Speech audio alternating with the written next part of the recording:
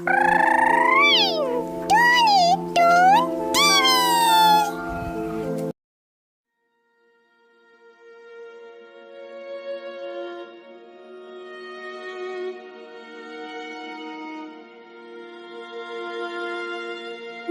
नागिन थी, तू मेरा ख्वाब था, तेरी आंखों में मेरा हिसाब था। झांझनी रातों में नी रोई तहाँ, तू कहीं दूर मैं यहाँ बेसदा। झाड़ियों के बीच एक हसीन लड़की नंगे पांव चल रही थी। उसकी आंखें बंद थीं, मगर वो सीधी चल रही थी, जैसे किसी अनजाने बुलावे पर निकली हो। पास के दरख्त पर बैठा उल्लू बोला, हू, ये वही रात है, नाग की रात।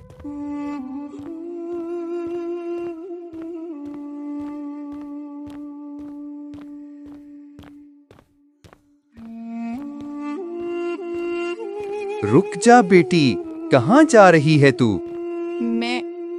मुझे कोई बुला रहा है। वो कह रहा है, आओ मनी वापस करो। नहीं बेटी, मत जा, ये रास्ता मौत का है, पलट जा वापस।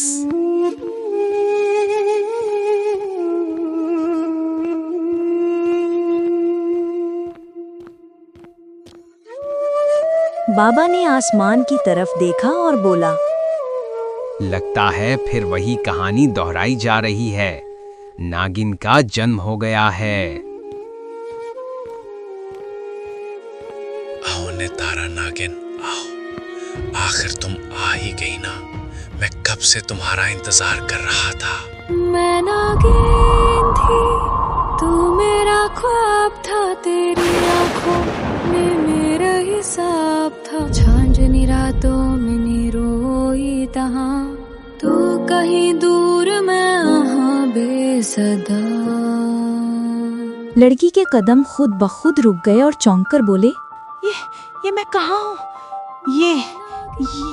ये आवाज, साया किसका है?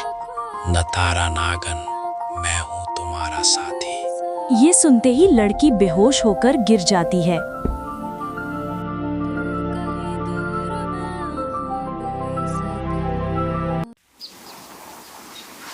अगली सुबह गांव के लोग एक अजीब बात पर हैरान थे। वहां एक लड़की बेहोश पड़ी थी। अरे, ये तो गांव के राघु की बेटी सुरैया है। हाय हाय हाय हाय, ऊपर वाला खैर करे, ना जाने ये रात भर कहाँ थी। सुरैया को घर लाया गया। माँ रोती रही। तुम कौन हो? मैं नहीं जानती तुम्हें। तुम मुझे क्यों पुकार रहे हो? सुरैया, ये तुम क्या कह रही हो? और बेटी, तुम कहाँ चली गई थी? मैंने तो दरवाजा अंदर से बंद किया था। माँ, मुझे नहीं पता, बस एक सपना था। कोई मुझे पुकार रहा था और मैं बस उस पुकार के पीछे जाए जा रही थी। उसी दिन शाम के वक्त गांव के बाहर एक मुसाफिर आया। लंबा, गंधमी रंगत वाला, आंखों में सुनहरी चमक, जैसे सूरज की किरणें उसमें कैद हों। अरे, ये कौन है भाई? दिखने में तो कोई शहजादा लगता है। अरे भाई, सुनने में आया है शहर से आया है, नाम अरुण शर्मा है। अरुण गांव के कुएं के पास खड़ा था। अचानक हवा का एक झोंका आया और पास से सुरैया गुजरी। दोनों की नजरें मिली। वक्त जैसे रुक गया। अरुण दिल ही दिल में बोला, ये कौन है? ये आंखें जैसे सदियों से जानता हूँ। सुरैया भी दिल ही दिल में बोली, ये लम्हा, ये चेहरा कहाँ देखा है मैंने? दोनों खामोश, मगर उनके दरमियान एक अनदेखी ताकत जाग उठी थी। दूसरी तरफ देविंदर सिंह अपने महल में बैठा था। नौकर अंदर आया। मालिक, एक नया आदमी गांव में आया है। सब उसे अरुण कह रहे हैं। सुनने में आया है शहजादा लगता है। अरुण, ये कैसा नाम है? कहाँ से आया है वो? मालिक कहते हैं शहर से आया है। शहर में उस्ताद है, मगर कुछ अलग सा लगता है। इसकी आंखें सुनहरी चमकती हैं। देवेंद्र चौंक गया और दिल ही दिल में बोला, सुनहरी आंखें जैसे उस नाग की थीं। नहीं, ये इत्तेफाक नहीं हो सकता। दूसरे दिन सुरैया कुएं पर पानी भरने गई। अरुण पहले से वहां मौजूद था। अरुण मुस्कुराते हुए बोला, सुनो, पानी लेने आई हो या किस्मत आजमाने? सुरैया हैरान होकर बोली, क्यों? क्या दोनों काम एक साथ क्यों नहीं हो सकते? वाह, तुम तो जवाब देने में माहिर लगती हो। मैं अरुण हूँ, नया आया हूँ यहाँ। और मैं सुरैया, इसी गांव में रहती हूँ। एक लम्हे के लिए खामोशी छा गई। दोनों के दरमियान हवा में कुछ अनोखा सा था। अजीब बात है, तुम्हें देखकर ऐसा लगा जैसे बरसों से पहचानता हूँ। मुझे भी ऐसा ही लगा। रात के पिछले पहर गांव पर चांदनी छाई हुई थी। सुरैया खिड़की से बाहर देख रही थी। उसकी नजरें किसी अनदेखे खौफ में डूबी हुई थीं। बेटी, क्या फिर से नींद नहीं आ रही? माँ, वही ख्वाब, फिर से वही सांप, वही जंगल। मैं जानती हूँ, धीरे धीरे कुछ याद आने लगा है तुम्हें, है ना? हाँ, मगर हर बार चेहरा धुंधला जाता है। सिर्फ एक आवाज सुनाई देती है, वापस आओ न तारा। कमला देवी का चेहरा फीका पड़ गया। वो जानती थी वक्त करीब है। देवेंद्र के आदमी बात कर रहे थे। मालिक, रात जंगल में रोशनी देखी गई। फिर से? लगता है नागों का शाप अभी खत्म नहीं हुआ। कहते हैं मालिक, किसी लड़की को वो रोशनी के बीच देखा गया। लड़की हो या भूत, अब मेरे खेल का हिस्सा बनेगी। चंद दिन बाद सुरैया जंगल के करीब गई। अचानक देवेंद्र अपने घोड़े पर आया। अरे, इतनी हसीन लड़की, तुम्हें पहले कभी नहीं देखा। मैं गांव की हूँ जमींदार साहब। गांव की? मगर चेहरा तो लगता है जैसे किसी रानी का हो। सुरैया खामोश हो गई, मगर उसकी आंखों में एक लम्हे के लिए सब्ज रोशनी झलकी। देवेंद्र ने चौंक कर देखा। देवेंद्र दिल में बोला, अरे ये क्या? ये आंखें मैंने कहीं देखी हैं, जैसे उस नागिन की हों जो मेरे बाप ने मारी थी। कुछ दिन बाद गांव में मेला लगा। हर तरफ रोशनी और शोर था। कमला देवी और सुरैया भी मेले में आई। उसी वक्त एक बांसुरी की धुन गूंजी।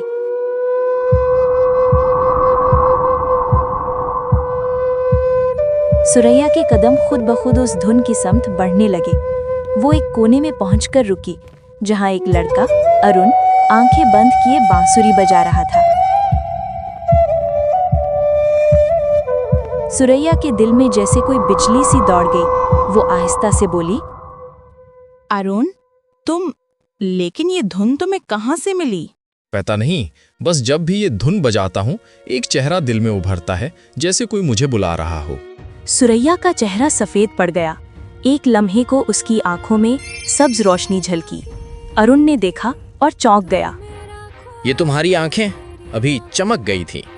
नहीं नहीं, शायद धूप की वजह से तुम्हें ऐसा लगा।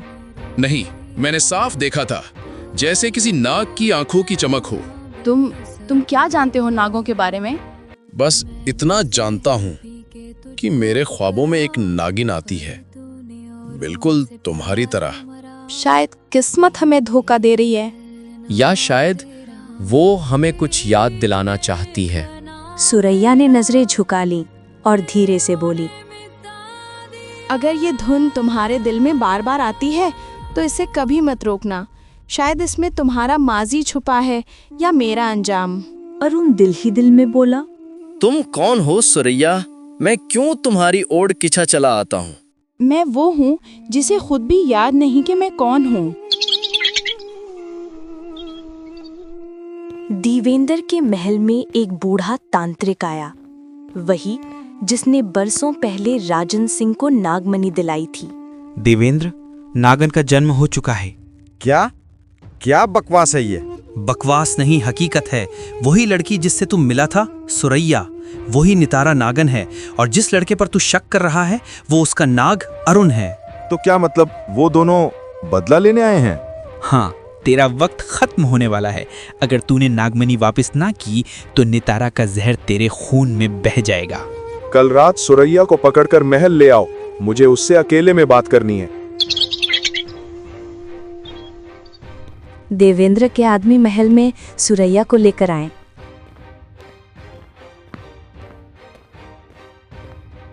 आखिर तुम मिल ही गई, नितारा नागिन। नितारा, मैं नहीं जानती तुम क्या कह रहे हो। जानती हो, बस मान नहीं रही। तुम्हारे जिस्म में वही जहर है जिसने मेरे बाप को मारा था। अचानक अरुण वहां आ गया।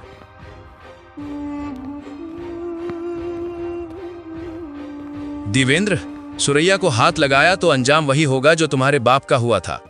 ये कहकर अरुण अपने नाग रूप में आ गया।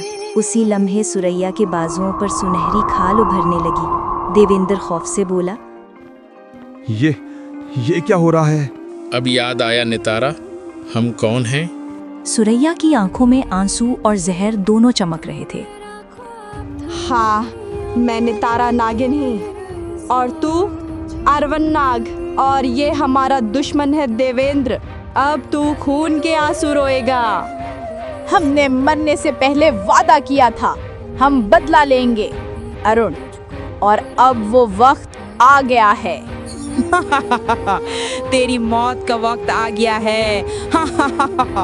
जहाँ तक भाग सकता है भाग जा। दोनों की आंखों से रोशनी निकलती है और देवेंद्र जल के राख हो जाता है। तो दोस्तों, ये थी हमारी बदले की नागिन की दिल को हिला देने वाली कहानी। क्या आपको सुरैया और अरुण यानी नितारा और नाग की ये जन्मों पर फैली मोहब्बत और बदले की दास्तान पसंद आई?